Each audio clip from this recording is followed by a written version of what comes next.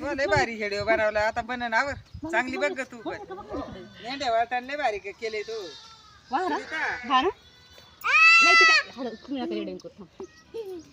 चालू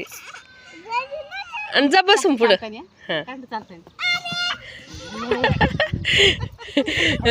म्हणे आम्ही धनगराच्या पुरी अशा आहे का घाबरत आहे वय ग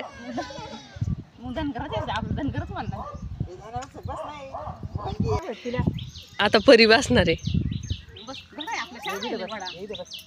वाव मागा सारखा सुने अशी बसून राहायची ग लहानपणी